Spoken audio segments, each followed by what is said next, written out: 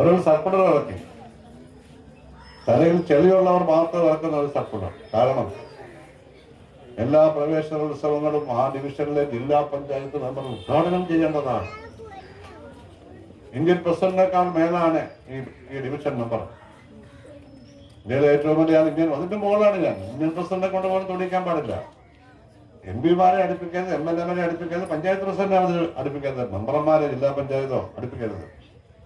പിന്നാരാ ജില്ലാ പഞ്ചായത്ത് മെമ്പർമാർ കാണുന്നു. അത് നടപ്പാക്കിയത് കൂടെ അത് നോക്കിയിട്ടുള്ളവരും കൂടെ നടക്കും. ഇങ്ങനത്തെ പറയുന്നത് യാതൊരു അധികാരവും ജില്ലാ പഞ്ചായത്തിനില്ല. അധികാരം എന്താണെന്ന് അറിയാതെ അധികാരം ദുർവിനിയോഗം ചെയ്തതല്ല, ഇല്ലാത്ത അധികാരം എടുത്ത് ഉപയോഗിക്കുകയാണ്. ആ സർക്കാർ പിൻവലിച്ച് ജനങ്ങളോട് ക്ഷമ പറയണോ അവർ. ആ മഹേന്ദ്രൻ എന്ന് പറയുന്ന ജില്ലാ പഞ്ചായത്ത് പ്രസിഡന്റ്, അയാളുടെ വിവരക്കേട് നിന്നാണ് ഇതുണ്ടായത്. അയാൾ ക്ഷമ പറയണം. ജില്ലാ പഞ്ചായത്ത് ഹാളിൽ പ്രതിപക്ഷത്തിൽ 8 പേരെ ഉണ്ടെങ്കിൽ 8 പേരും ചേർത്ത് അയാൾ ക്ഷമ പറയാൻ പറ്റില്ല. ഇപ്പം ആ സെക്രട്ടറി വെറുതെ വിടരുത്. പ്രസിഡന്റ് തെറ്റ് പറഞ്ഞാലും സെക്രട്ടറി ഇറക്കാമോ? സെക്രട്ടറി ഗവൺമെന്റ് ഉദ്യോഗസ്ഥരല്ലേ, എങ്ങനെയാണ് നടക്കുന്നത്? പക്ഷെ എനിക്ക് നാളെ 9 പ്രവേശനോത്സവമുണ്ട്. അല്ല, ഞാൻ MLA ഉദ്ഘാടനം ചെയ്യാൻ പാടില്ല. ജില്ലാ പഞ്ചായത്ത് മെമ്പറാണ്. അണ്ണന് കഷ്ടിച്ച് ഇവിടെയൊക്കെ ഒന്ന് നടത്തുകയാണ് ചെയ്യും. നിങ്ങൾ എന്നെ അത് പറയാം. ഞാൻ പറഞ്ഞത് ഇത് മുമ്പെങ്ങാനും കേട്ടിട്ടുണ്ടോ? ഇത്തരം വിഷയത്തെങ്കിലും മുമ്പ് കേട്ടിട്ടുണ്ട്. ജനാധിപത്യത്തിൽ ഉള്ളതാണോ?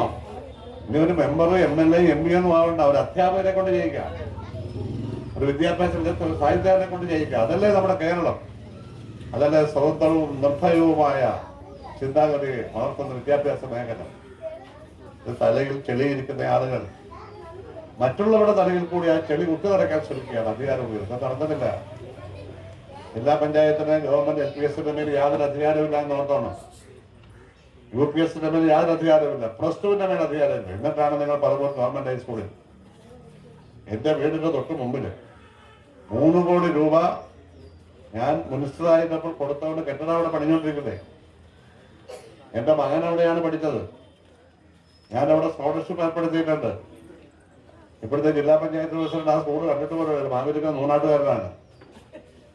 അവിടെ അങ്ങ് മാരാരിക്കുളത്തു നിന്ന് വന്ന് അന്ന് എന്റെ കൂടെ സപ്പോർട്ടോടുകൂടി കഷ്ടിച്ച് ജയിച്ച ഒരാളാണ് അവിടുത്തെ ജില്ലാ പഞ്ചായത്ത് മെമ്പർ. അയാൾക്കൊക്കെ നടത്തിയത്